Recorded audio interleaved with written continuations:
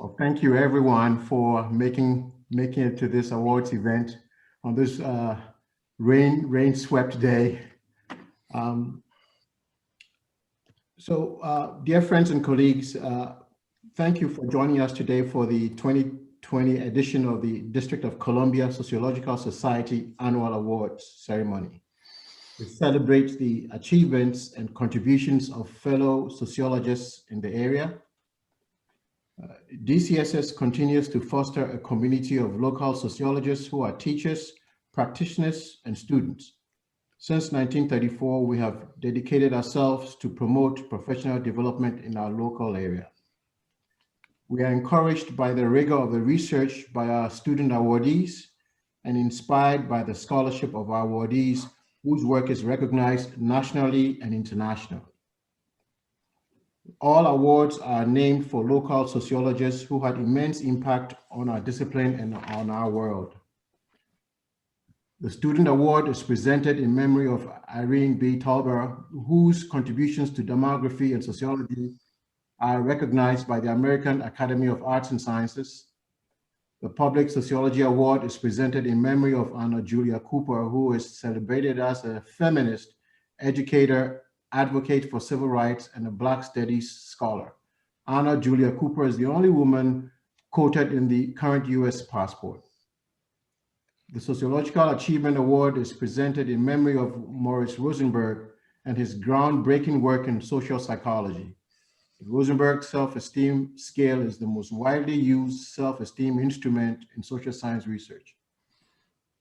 The Career Achievement Award is presented in memory of Stuart A. Rice, whose application and promotion of social science methods and statistical data reporting heralded the professionalization of sociological practice in academia and in government. So for today's event, the Student Awards is presented by Dr. Sandy Hanson, Professor Emeritus of Catholic University of America. The Anna Julia Cooper Public Sociology Award is presented by Dr. Walda Fishman Katz, Professor of Sociology at Howard University. The Maurice Rosenberg Sociological Achievement Award is presented by Dr. Jeffrey Lucas, Professor and Department Chair, Sociology Department Chair at University of Maryland. The Stuart A. Rice Award, Career Achievement Award is presented by Dr. Sally Hilsman, former ASA Executive Officer and former president of DCSS. So with that, I would turn it to, let me see, is Sandy here? I don't see Sandy.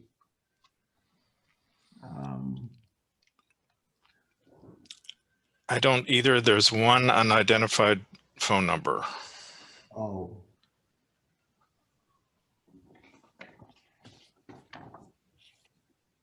Well, I'll go ahead and do the presentation then. So the first award, the MA award, is presented to the Master of Arts Sociology Award is presented to Marley Henschen, whose paper is titled Unions, History, and Child Death in the Global South. This paper was, of course, reviewed by several reviewers from DCSS, and Marley was awarded won this award based on her writing. Marley, would you say a little bit about your paper? Yes, I'm going to read my abstract. Let me know if you have any problems hearing me, because like I said, I'm in a car. But I'll go ahead and start. Previous research has shown that women throughout the global South who have had a union dissolution or a marital separation are more likely to have experienced the loss of a child. This research was based on the status of women during the time they were interviewed. The purpose of this paper is to look at the relationship between child death and union dissolution using union history calendars, which describe the women's relationship in the 5 years prior to when her child was at risk of death. For example, to see whether measuring union status at the time of risk rather than sometime later changes what we think we know about separation contributing to child mortality. Using data from the Demographic and Health survey, women's union history calendars and birth calendars are used to determine the direction of these two events. The data reaches 14 different countries throughout Africa, Asia, and Latin America. Union history will be used as a time-varying covariate as it can change throughout the 60 months prior to the interview. The results show that in most African and Asian countries, the mortality disadvantage associated with having a formally partnered mother is underestimated by the conventional method. In Latin American countries, the difference is generally overestimated when using union status at interview instead of at the time of risk. This is important because it shows that targeting children whose mothers have dissolved the union for health intervention is most needed in African and Asian countries. That's it. Thank you very much, Marley. I just wanted to show, this is the award that we presented to Marley. Okay, the next awardee is Yuko Hara. Yuko Hara was presented this award for her study titled Changes in Family Roles and Subjective Well-Being Among Japanese Adults. Yuko, would you like to say a few words about your research? Yes, can you hear me well? Yes, thanks. Okay. Hi, everybody. My name is Yuko Hara, and I am in the sociology department at University of Maryland. I am currently a doctoral candidate in the department. I would like to first thank you for the award, and I would like to thank my advisor, academic advisor, Wei-Shin Yu, who's now at UCLA, and for continuous support and encouragement. And I would like to also thank the department professors, friends and colleagues for continuous warm support and encouragement for me. My research, my paper is titled Changes in Family Roles and Subjective Well-Being Among Japanese Adults. Previous research from the West has been showing the link between marriage and well-being. So when people get married in general, that leads to the elevated degree of well-being. It can be assessed by various indicators of well-being. So marriage, increased, let's say, self-reported health or mental health.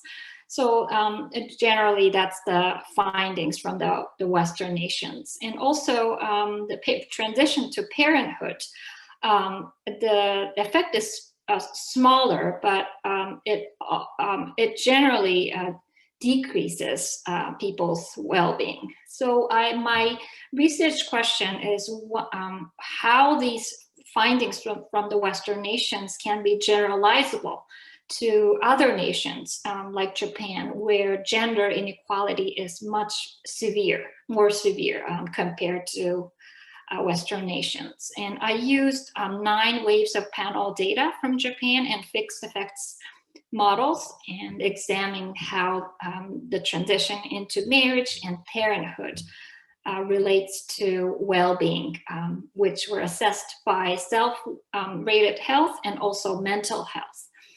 My findings generally show for men, so the effect is the effect differ by gender. So for men, consistent with Western findings, transition to marriage elevates well-being.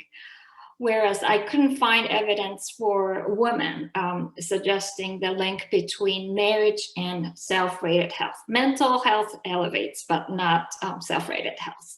So that's one finding. The other finding is transition to parenthood. For men, only for men, it decreases self-rated health. So I found, and not for women, I couldn't find the evidence for women. So my paper highlight the importance of looking at the social context.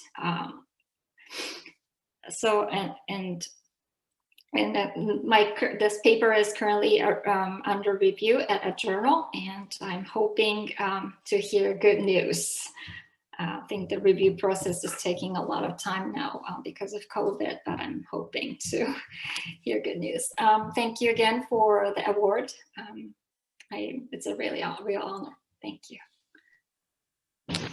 Thank you so much, Yuko. Thank you. And you and Marley inspire us with your work.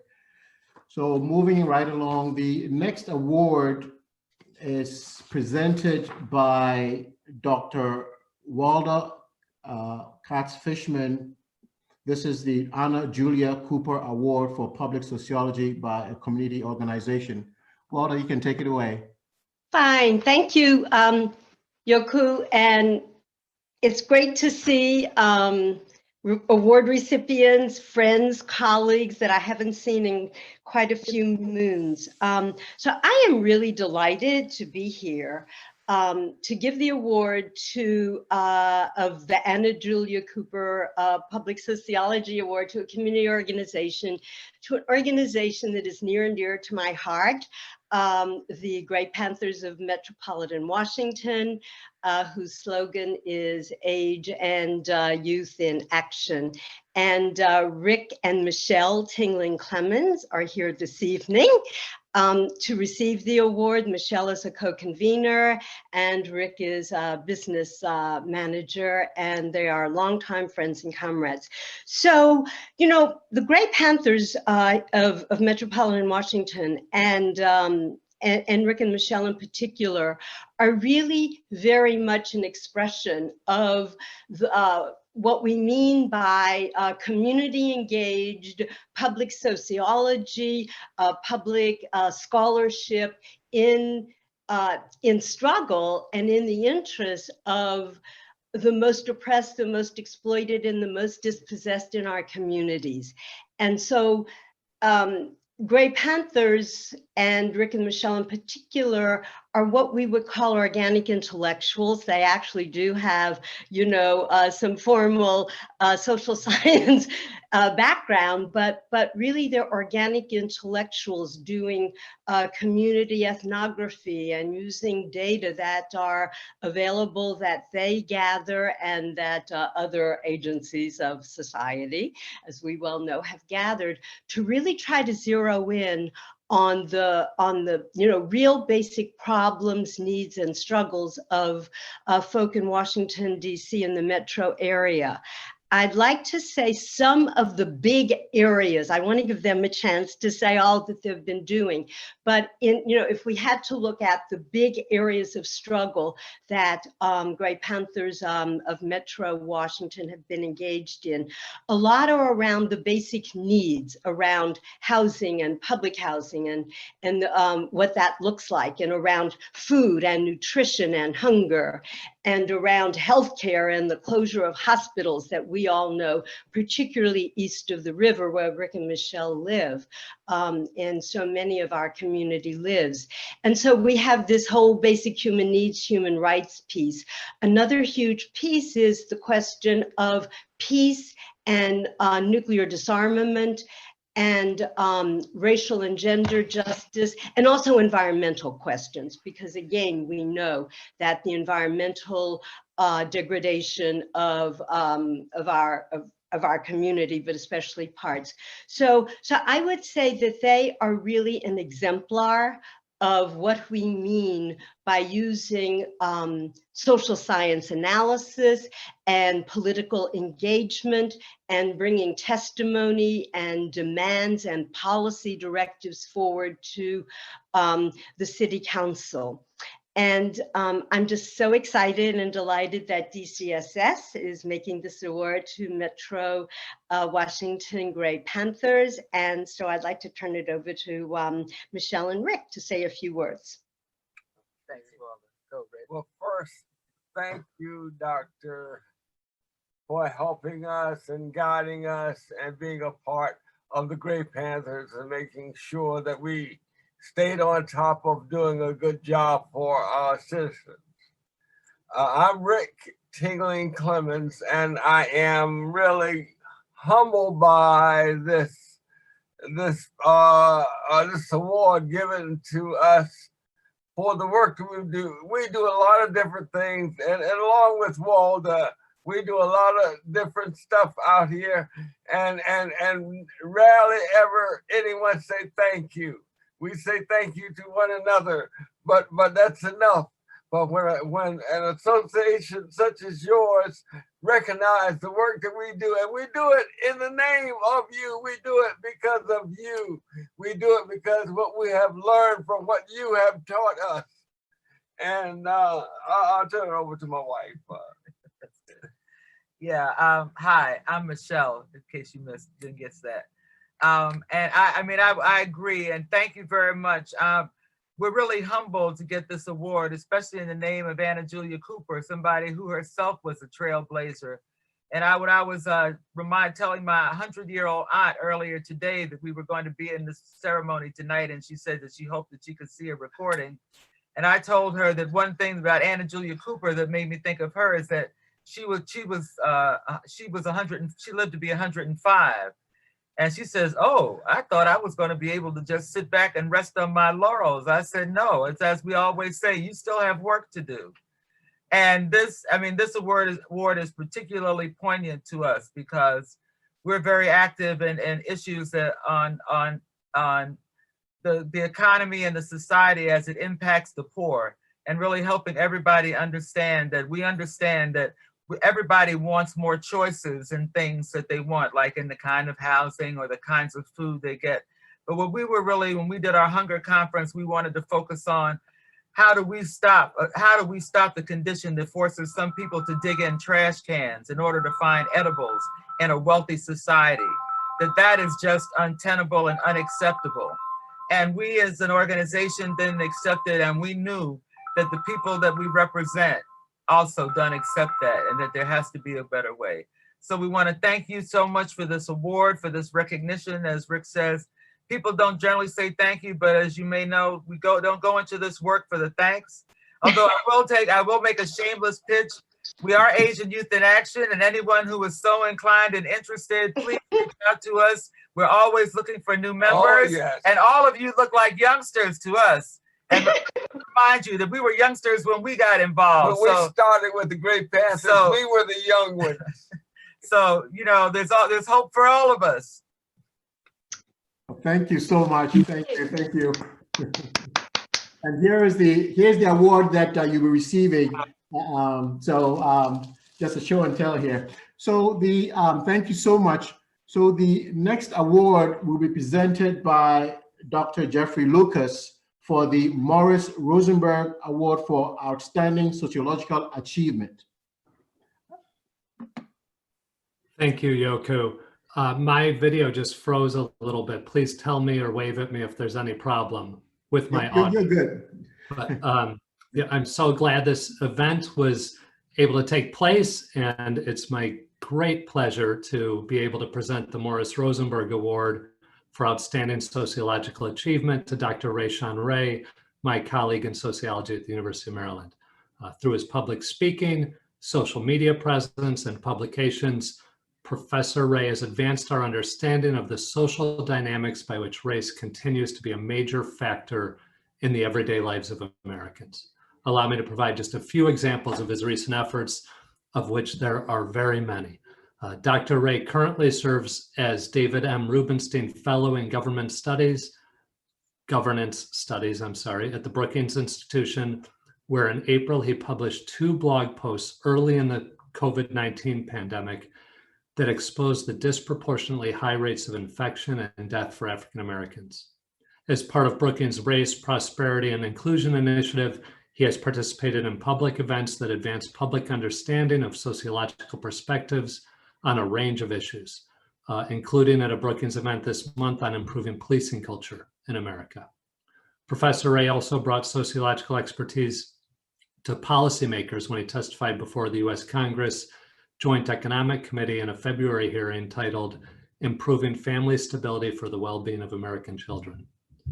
Dr. Ray's social media posts on Twitter and Facebook consistently reach a much larger audience than would traditional academic publications. This is also true of his publications in outlets such as The Guardian, where he published a piece this year titled "Black Americans Are Not a Monolithic Group, So Stop Treating Us Like One." The Conversation, where he published a piece in May titled "The Killing of Ahmaud Arbery Highlights the Danger of Jogging While Black." And Newsweek, also in May, he published "The CARES Act Risk Becoming a Caste Act. Here's How We Change That." These publications and posts provide a wide audience with informed sociological perspectives that are otherwise sorely lacking in most discussions of current events and issues. Dr. Ray is co-author of the 2018 book, How Families Matter, Simply Complicated Intersections of Race, Gender, and Work, as well as several recent articles in academic journals. He currently serves as co-editor of the American Sociological Association journal Contexts, a quarterly magazine that makes cutting-edge social science research accessible to general readers. And finally, recently, he took the position of heading the University of Maryland's Anti-Black Racism Initiative. In short, Rashawn Ray has done tremendous work during the past 3 years to advance public sociology in Washington, D.C., in the metropolitan area, and throughout the United States, and is thereby highly deserving of the 2020 Rosenberg Award. Congratulations, Rashawn. Jeff, well, thank you. I mean, it is literally, an honor to receive this award, and particularly to have you, who I consider a mentor and a friend, to be able to give me this award. I mean, to others who are here, including Patricio Kazinowicz, who is our former department chair and current associate dean at the University of Maryland, who also serves as one of my mentors and friends. Thank you for being here. Others who I know, Sally, George, John, others, it's just exciting to see the group of people here. You know, when these type of awards are given, they're never just given to one person. And for me, it's extremely important to acknowledge the people in the Lab for Applied Social Science Research, where I happen to be the director, to acknowledge all the hard work that my colleagues put in, including Dr. Longdon, graduate students, including Genesis Fuentes, Connor Powelson, Sean Genter, as well as undergraduate Rebecca Shankman, Dr. Jasmine Bailey, and also Dr. David Johnson. Without their hard work, oftentimes the research that I talk about, the policy solutions that I'm able to present, would not have been able to come to fruition. So these awards are never singular. For me, when I think about what's happened in 2020, it was just another opportunity that affirmed that it's important for sociologists to speak up and speak out. For too long, we oftentimes balkanize our research and our knowledge inside of the ivory tower. And the communities that I come from and the communities that I aim to serve and highlight in my work could no longer afford for me to do that any longer in any way, shape, or form. There are two statistics this year that I think have bared out that we try to highlight in our work. The first is that Black people are 3.5 times more likely than whites to be killed by police when they're not attacking or have a weapon. That's George Floyd. That's Breonna Taylor, who was sleeping in her home. We also know that Black people are about 3 times more likely to contract and die from COVID-19. So these multiple pandemics have really hit on marginalized groups, Blacks and Latinos as well. We also know that when it comes to what's happening around COVID-19, that Asian Americans and Asian immigrants are also experiencing increased forms of discrimination. It's important for us as sociologists to aim to do something about this. For example, if Blacks had the same mortality rate for COVID-19 as whites, 22,000 fewer Black people would be dead right now. That is the ramifications of where we are, and that's also the ramifications of the election next week. So for me, doing public work, doing applied work, doesn't compromise the rigorous work that we do. Instead, I think it greatly enhances it. Whether that be speaking on Capitol Hill, whether that be testifying at the state and local level, whether that be writing an op-ed, our ability to reach more people is something that we should be doing. And it's something that I really appreciate DCSS for doing this. When it comes to Dr. Rosenberg, it is simply an honor to be able to receive this award in his name. I mean, the self-esteem scale, I think, was one of the first things that I ever really knew about sociology. And it was great that he was at the University of Maryland and was highly involved in DCSS. I know many of you all knew him, and it's simply an honor to be able to receive this for him. Finally, what I'll say is, for me, this award is really to my boys and their friends. A few years ago, when I was really struggling with whether or not I was going to do more public scholarship, one thing that happened is that I seen a video, one of these tragic videos that have all become too common as social media and mobile phones have ramped up. And that day, I was so traumatized about whether or not I could use my research to make a difference. And what I was really worried about is the fact that later on that day, I went to pick my boys up from school. And I was watching them and their friends run around on the playground, just be cute and innocent kids. And one of the things I know about being Black and male in America is that you instantaneously go from being cute to criminal. And anything that I can do to help my kids, as well as their friends, to not have to face that reality, I'll do it. So I appreciate this award, and overwhelmingly it goes to RJ, Rashawn Jr., and Jeremiah Ray. So thank you. Thank you, Rashawn Ray. Thank you, Dr. Jeffrey Lucas and Dr. Rashawn Ray. So the next award is presented by Dr. Sally Hilsman, and the award is the Stuart A. Rice Merit Award for Career Achievements. Take it away, Sally.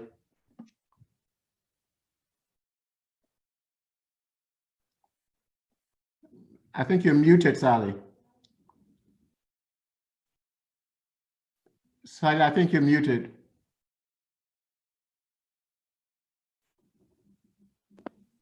Ah. Okay, I think I'm on now. Thank you. Great. I am truly honored to have been asked to present the DCSS 2020 Stuart A. Rice Merit Award for Career Achievement to Felice Levine.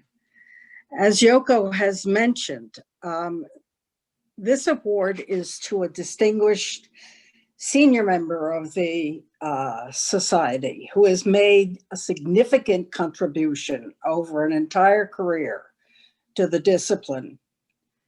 Felice's professional career has been devoted to advancing major innovations in research and science policy areas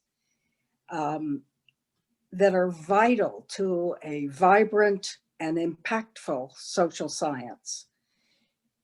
She has challenged areas that many scholars tend to avoid, despite the fact that they know they are central to the success of scholarship and teaching in the social sciences. And I'll come back to that in a minute. As most of you know, Felice is currently the executive director of the American Educational Research Association. Before that, she was the executive officer of the ASA, and I was pleased to I can't say I replaced her, but to take that position when she moved on into educational research.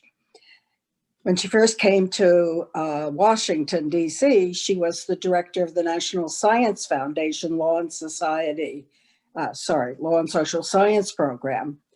And she did that after leaving her position as senior research social scientist at the American Bar Foundation in Chicago.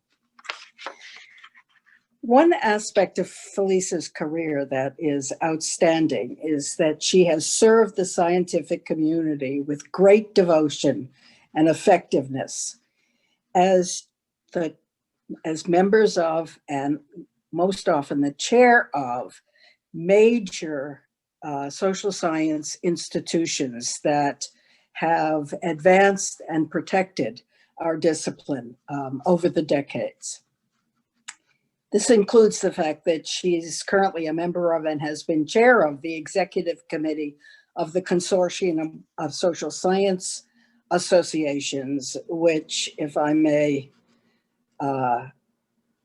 mention, that is the lobbying organization on behalf of all of our social sciences and collaborates with other scientific disciplines in order to achieve both the advancement of and the protection of the social sciences and research. She has been chair of the Council of Professional Associations of Federal Statistics, which indicates just how strongly Felice has facilitated and helped support those organizations that build the databases on which most of us do our, or many of us do our research. And in that respect, she has protected those federal statistical databases from political interference. She was president of the Law and Society Association, and she was a member of the 2000 Decennial Census Advisory Committee. And perhaps it would have been helpful if she'd been on the current one. In any case, as important as these illustrations of her meritorious service to our scientific institutions, our core institutions that support us, I'd like to underscore Felice's efforts across her entire professional life to tackling many of the very hardest issues in the social sciences, issues that all of us social scientists know are vital to the infrastructure of our research, our scholarship, and our teaching. But few of us are willing and able to lead in effectively addressing those hard problems. And Felice has been the leader that many of us have needed, but not been ourselves. I'd like to mention just a couple of these.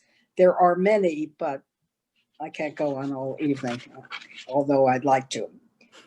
First, at ASA, Felice was instrumental in arguing for and building a code of professional ethics, covering research, scholarship, professional relationships, and teaching, that in the decades since she did that very difficult work, have become a model for professional scientific societies, not just in the social sciences, that have followed in her wake in developing professional standards that reflect the fact that we are professions and our professions require self-regulation.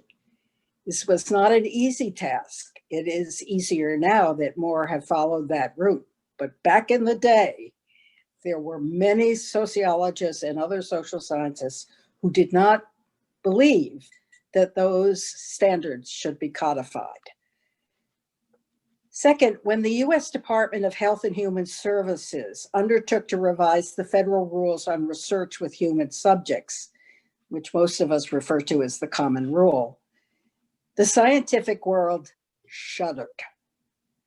Why? Because good changes could come out of revisions, but much mischief could be done in carrying out those changes, especially for the social sciences, since HHS was so focused on biomedical research and had often very little understanding of what differences were reflected in the way in which social science engaged in its methodology and its relationship to our collaborators in science, our human subjects. Felice stepped up and agreed to serve on the HHS National Human Subjects Advisory Committee. The results of this incredibly difficult work, and I was at the periphery of Felice's leadership when she was doing this, and I can tell you this was not an easy task. But the results were incredibly favorable to the subjects of our research and to our progress in the social sciences. She brought together many social scientists and ethicists into the process that otherwise would not have been engaged with the HHS committee. And the consequences of that were absolutely important and made a huge difference in the results that came out. Finally, Felice has always believed, as long as I've known her, has always believed in the vital role of education and training in the sciences, and in the central role of research and scholarship in improving education and training.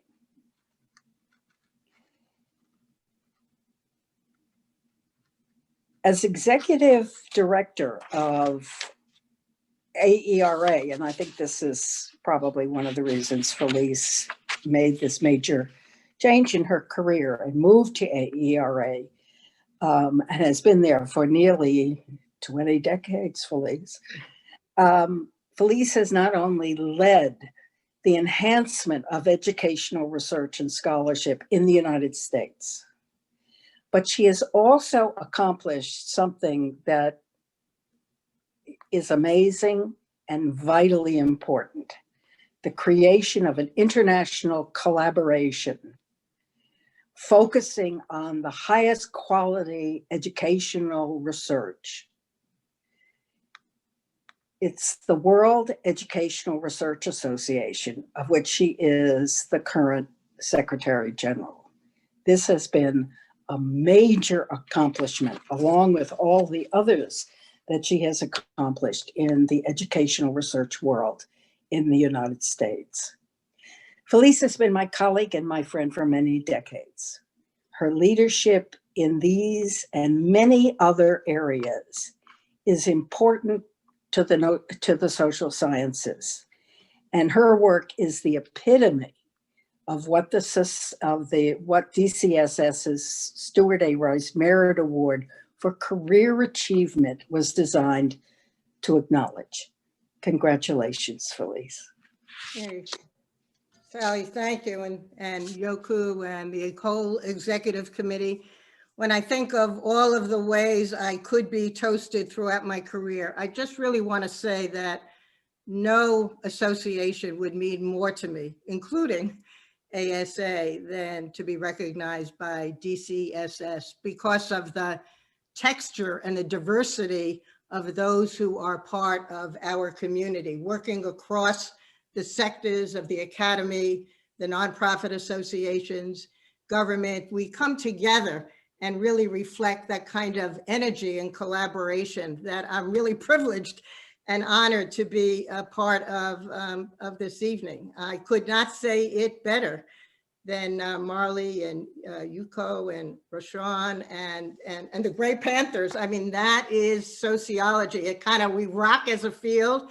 When I found my home in sociology as an undergraduate, I knew, as someone who thought I was heading to law school, that this was a field that was always dealing with the most pernicious, significant, important problems that needed the lenses that a sociological framework brings to our society. So I sort of say sociology rocks, you know, that Yoku said, what are our lessons learned? And I thought, well, what are the lessons learned? I'm not sure. I think my best lessons are yet to come. I want to say that. So but one of those lessons is really that not only does sociology lead in profound ways. I mean, just look at the problems we're facing today with a dual pandemic. Look at the issues that we face with respect to social inequality. And as Rashawn put it so well, the skewed distribution of benefits and burdens and power and powerlessness in our society. And it's those issues that we not only address in our science and in our scholarship and in the diversity of our science and scholarship across modes of inquiry and methods of inquiry, but as my dear colleague, Carla Hara would have said, we live sociology every day. It's the lens upon which we get up in the morning, whether we're doing active research or whether we're driving social change. And for me, one of the passions has been driving social change so that our field and other fields like ours can make a difference in these areas. So I really want to kind of applaud my colleagues for what you're doing and for what we can and still need to do together. So if I could say for one moment, because actually I didn't put Rashawn, I should have, because of course I'm an avid follower of context, but it's a really good example. Context was in ASA's heart and soul, and I really had the privilege. It's always a privilege. I had the privilege to create that journal with a publications committee and a wise counsel. And now we see the fruit of having a magazine that has profound scholarship that speaks to diverse publics. That does my heart well. And one of the best parts of sociology is that we don't have a short lens, we have a long lens. We know social change is not easy. We know transformations are hard in the doing. But if we stick to it when it gets bumpy, as we are in a very bumpy road with the dual pandemic we are in, when it gets bumpy, it takes perseverance, persistence, an ability to hear others and be inclusive of what we need to do together. And I suppose I've really been privileged and honored in my career to have those opportunities. I've often said, indeed, when I was working in the Minority Opportunity Through School Transformation Program, or the longstanding Minority Fellowship Program, or what we reinvented, the Minority Opportunity Through School Transformation was not a summer program, was a systemic change program so that sociology departments would do things differently at the graduate and undergraduate level. And in being able to work on those agendas, to be able to work with others, to surround myself with people much brighter and much more able, with many facile ideas, and help co-create, has essentially been a pathway. I suppose the lessons learned is to have that kind of drive you, to not be so worried whether everything fits so neatly. And in the end, you have the, really uncommon privilege of being around wonderful colleagues, great awardees, and having felt that where you stand and where you sit has really been enabled by all of those around us. So my message is, let's invest in that next generation. One of the things that probably never made it to my my Vita is that I have the privilege and honor of co-chairing the Coalition on Sexual Harassment in STEM Disciplines, which includes the social and behavioral science very mightily. We're dealing with issues of intersectionality, and we are not only looking out at the knowledge that we can produce and how that needs to change, what science agencies are doing and funding, but we're also realizing that we must look at ourselves, and that as we look to the future, those are profoundly important sociological issues and profoundly important issues in society. So I just want to thank you all really for the opportunity of having this moment. And I suppose I would say I'm a little bit thinking that my best career achievements may yet come, because I have the opportunity of being part of such a great community. And so I hope in some number of years, 10 or so in the future, we can step back and say, where have we pushed the envelope? Where has our science and scholarship mattered? And who and in what diverse and inclusive ways are leading our field and other fields of scholarship for the next generation? So thank you all for giving me this chance to talk with you and to be a part of you this evening. Thank you, Dr. Levine. Thank you, Dr. Hilsman. So this is the award here, and of course, this is the award for Dr. Rashawn. So what I'm going to do now is move on to the next item on the program, and Dr. Kelso would do the would give us the announcements for future events. Michele. Hi, everyone. Thank you so much, presenters and awardees. This was absolutely wonderful. I'm sorry that we're doing it on Zoom, but I would like to offer a little toast. I've got tea instead of a glass of champagne, but it was absolutely wonderful to hear about your work. So I have the pleasure of announcing several upcoming events and happenings with DCSS. The first is the intentional space for sociology graduate students and happy hour. So if you've got grad students or if you know any, please do tell them about this. It's the first Thursday of every month from 8 to 9:30 p.m. The second entails more events that we are able to do. This year in December, we are going to have a perspectives on the 2020 elections. I think we're going to let it sit for a while before we dig in. And we are also going to have the ASA President-elect talk in January, or look for it at the beginning of February. And lastly, I would like to give you a heads up and offer a plea, because soon you will be getting a survey that is going to help us do a member needs assessment. Yoku will be sending that out, I believe. So my undergraduates are energetically taking on the project for one of their classes. And we would love to hear and get your feedback on how we can keep serving better our members. And we are willing and open for special projects, any suggestions you may have. And at the end of the survey, we are asking for folks to be able to have a quick conversation, 7 to 10 minutes with the students, to give us deeper insights into what you'd like to see and what directions you'd like to see us moving. So thank you. Thank you, Michele. So we are winding down now. So Dr. Kathy Gidrow would give us a statement of gratitude to all of us who helped make this possible. Take it away, Kathy. Hello, everybody. Thank you so much for joining us, guests and members. So on behalf of the DCSS Executive Committee, I just want to thank some people for contributing to this event, including John Curtis, who set it up. Thank you very much, John. And the award presenters, Walda, Katz-Fishman, Jeffrey Lucas, Sally Hilsman. And I also want to say, even though Sandy Hanson couldn't be with us, she did organize the group. Roberto Patricio and I joined her in looking at the graduate student papers. So congratulations, Marley and Yuko on that. It was a pleasure meeting the TIngling-Clemmons in the Great Panthers, and hearing from Rashawn Ray and Felice Levine. I learned a lot tonight, and your insights were phenomenal. Thank you so much, everybody. I also want to say thank you to Yoku Shaw-Taylor, who took over for us in May as president of DCSS, following 2 great years with Sally Hilsman.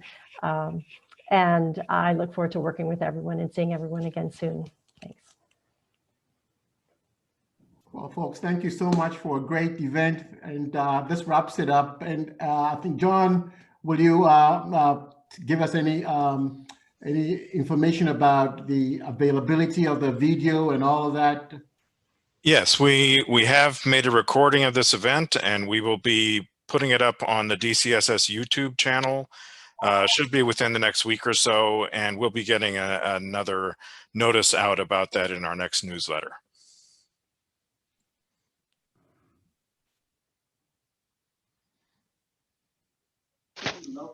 Cheers. Thanks, everyone. Thank Yeah, you. thank you.